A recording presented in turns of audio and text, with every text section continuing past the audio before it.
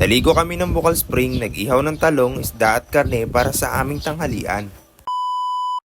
At dahil day off nga namin ngayon, nagkayaan kami na isa din nating kabady na maligo dito sa Bukal Springs sa Dan Pangalamang. Ay marirelax ka na din talaga dahil sa magagandang tanawin na iyong makikita. At dahil panahon na nga ng tag-ulan ngayon at makikita natin na buhay na naman ng mga puno at pati mga halaman. Bago pumasok, ay syempre wag natin kalimutan na magbayad ng 10 pesos para sa entrance at 200 naman para sa cottage. Nag-aalangan pa nga kaming tumuloy dyan dahil ang bumungad sa amin ay napakalabong tubig.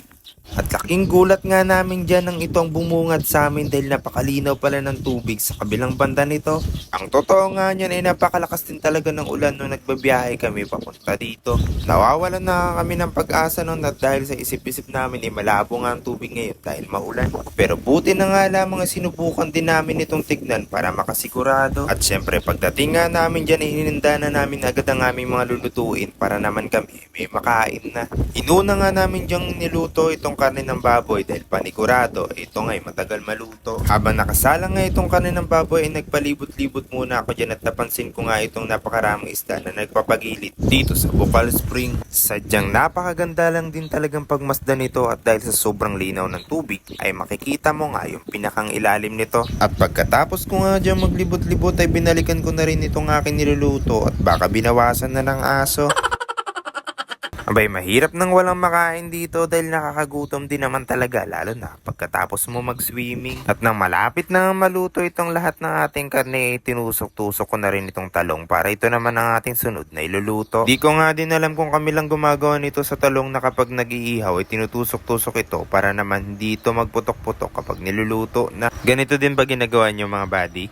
Ang kasama nga pala natin dito ay isa din nating kabady. At para hindi nga mainip ay nagkikwentuhan din kami dyan habang nagluluto. Isa nga itong talong sa paborito kong gulay lalo na kapag ang luto nito ay inihaw. Hindi nga ako nagsasawang ulamin ito lalo na kapag may masarap na bagoong. Tapos ay pipisatan mo ng sili tapos pipigaan mo ng kalamansi. Ay kainamang sarap. Pasensya nga dyan sa mga nanonood ngayon at baka naglalaway na naman kayo.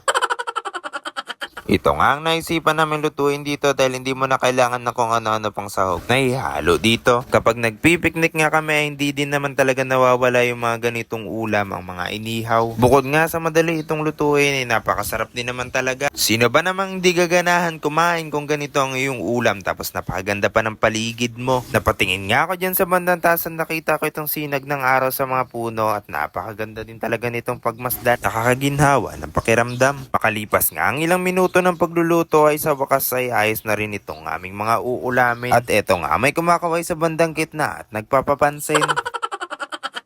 Mapapadami ka talaga dyan ng kain kung ganito naman ang ulam mo inihaw tapos napakaganda pa ng paligid mo. Habang kami ngayon kumakain dyan ay sinasabi ko sa aking kasama na mapapansin na naman ako nito dahil pagkain na naman ang content ko. Pagbigyan nyo na nga ako dyan dahil ngayon nga lang ako tumaba ng ganyan dahil nung ako yung bata nga ay patpatin ako. Napakapayat nga. Sa tingin ko nga dyan ay sakto lang din naman talaga ang aking katawan dahil may katangkaran din naman ako. Abay reasoning pa.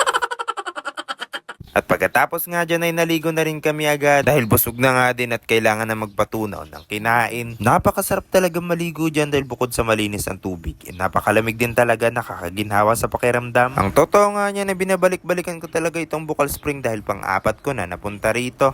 Nagkanda malas-malas nga lamang no pangatlong beses na pumunta kami dito dahil napakalabo ng tubig. Inirekomenda pa nga namin itong lugar na ito sa mga kamag-anakan namin sa site ng aking misis. Ngunit ang nadatnan nga namin ay napakalabo. Nadismaya talaga kami ng mga panahon na yon dahil sila nga ay dumayo pa at galing pa sila sa bayan ng Sablayan. Halos 2 oras nga nila itong binahe mula bayan ng Sablayan tapos ang dadatnan lang nila ay napakalabong tubig. Pero wala nga tayong magagawa dyan dahil hindi naman natin makokontrol ang kalikasan. Kaya nga napakasaya ko dyan dahil kahit malakas ang ulan kanina ay napakalinaw pa rin ng tubig. Mga alas 8 nga dyan ng umaga nang kami dumating kaya wala pa masyadong taong naliligo. Napaka-peaceful nga ng lugar na ito dahil isolated siya at malayo siya sa mga kabahayan. Kung naghahanap ka nga ng lugar na kung saan gusto mong ma-relax ay isa nga ito sa mga dapat mong puntahan. Sa mga nature lover nga dyan na katulad ko ay sigurado magugustuhan nyo rin ang lugar na ito. Nakakatawa nga din pagmasdan yung mga batang residente dito na kasama namin dahil ang gagaling nilang lumangoy. Mga sanay na nga silang lumangoy dahil ang sabi nila palagi raw silang naliligo dito. Napatanong nga din ako dyan kung nagpaalam ba sila sa kanilang magulang dahil nakakabahala din naman kung sila lang ang naliligo dito. Mahirap na walang kasamang matanda na marunong lumangoy baka may malunod pa. Bandang alas 11 nga dyan ay tumaas na rin rin ng tubig, kaya naman yung tubig na malabo sa bandang kabila ay lumipat na rin dito. Kaya nga sakto lang din na maaga kami pumunta rito at nabutan pa namin yung malinaw na tubig. Kaya nga tips ko lamang din yan sa mga nagbabalak pumunta dito, siguraduhin ninyo na hindi high tide. Nang palabas na nga kami, napansin namin itong kayak na pinaparentahan din pala nila. Sayang nga lang din at hindi namin ito nasubukan. At dahil natanggap na nga natin ang unang sahod natin kay Meta, ay mag-share naman tayo ng blessings sa mga top engager. At para naman maging top engager, kailangan mo lang mag-share, comment, and react sa mga post ko. At hanggang dito na nga lamang ang video ito mga kabady. Maraming salamat!